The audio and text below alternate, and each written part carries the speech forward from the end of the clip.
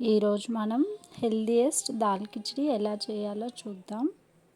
ఇది బిర్యానీకి ఆల్టరేషన్ అనే చెప్పొచ్చు. నాన్ వెజ్ తినని వాళ్ళు ఇలా చేసుకొని తినచ్చు. Hello guys, welcome back to our channel Sadhya Delhi.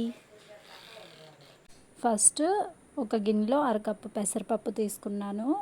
తర్వాత అరకప్పు శనగపప్పు తీసుకున్నాను. తర్వాత అరకప్పు కిచిడి దాల్ అన్నమాట. ఇవి రెడీమేడ్గానే మనకు షాప్లో దొరుకుతాయి. వాటిని బాగా వాష్ చేసుకొని ఇలా హాఫ్ అన్ అవర్ నానబెట్టుకోవాలి. నేను బిర్యానీ రైస్ తీసుకుంటున్నాను. బిర్యానీ రైసు 3/4 కేజీ తీసుకుంటున్నాను. 3/4 కేజీకి సరిపడా కొలతలు అన్నమాట ఇవి. రైస్ను కూడా మనము బాగా వాష్ చేసుకొని ఒక హాఫ్ అన్ అవర్ నానబెట్టుకోవాలి. దీనికి బిర్యానీ రైసే అవసరం లేదు, ఇంట్లో యూజ్ చేసే రైస్తో అయినా చేసుకోవచ్చు. నెక్స్ట్ మనం ఇంగ్రీడియంట్స్ చూద్దాం. ఫస్ట్ కొత్తిమీర, ఉల్లిపాయలు పొడవుగా కట్ చేసుకున్నవి, పచ్చిమిర్చి, అల్లం పేస్ట్, టమాటా ముక్కలు చిన్న చిన్నవి అవసరం లేదు, ఇలా మీడియం సైజులో కట్ చేసుకుంటే సరిపోతుంది. అండ్ బిర్యానీ మసాలా, మనం బిర్యానీలో అయితే ఏమేమి వేసుకుంటామో ఆ మసాలాలన్నీ ఇలా తీసుకోవాలి. నేను అన్నీ 3/4 కేజీకి సరిపడా తీసుకున్నాను.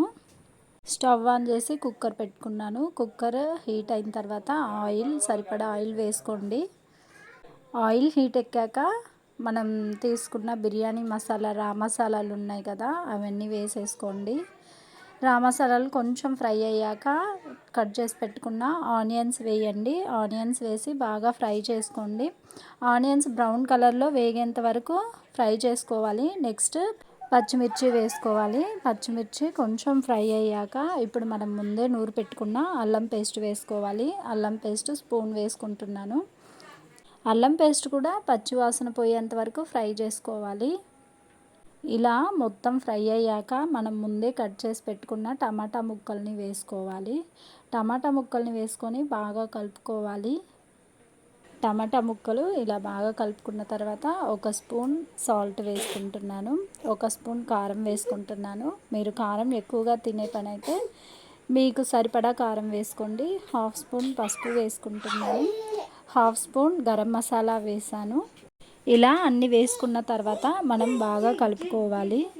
తర్వాత ముందే కట్ చేసి పెట్టుకున్న కొత్తిమీర అండ్ పుదీనా ఆకుల్ని వేసుకొని బాగా కలిపి ఇప్పుడు మనం ముందే నానబెట్టుకున్న పప్పులు ఉన్నాయి కదా, మొత్తం అవన్నీ వేసుకోవాలి.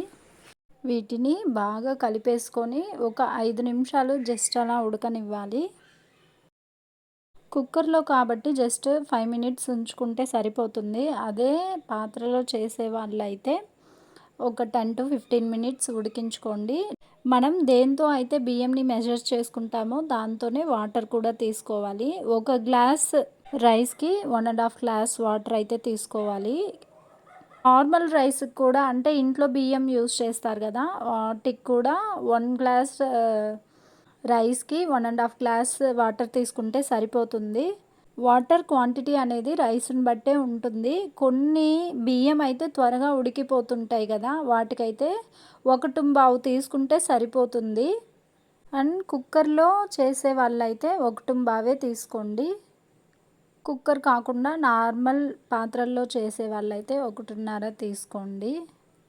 వాటర్ యాడ్ చేసిన తర్వాత మనం టేస్ట్ చేసుకోవాలి. ఉప్పు సరిపోకపోతే వేసుకోవాలి, కారం సరిపోకపోయినా కూడా వేసుకోవచ్చు. అండ్ బిర్యానీ మసాలాని యాడ్ చేసుకోండి.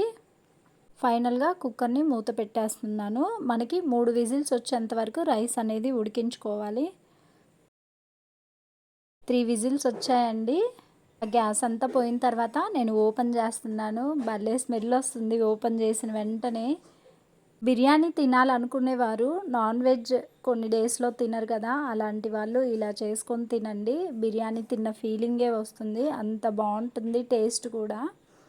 వీడియో నచ్చితే లైక్ చేయండి, షేర్ చేయండి, మన ఛానల్ని సబ్స్క్రైబ్ చేసుకోండి. Thank you for watching. Bye bye.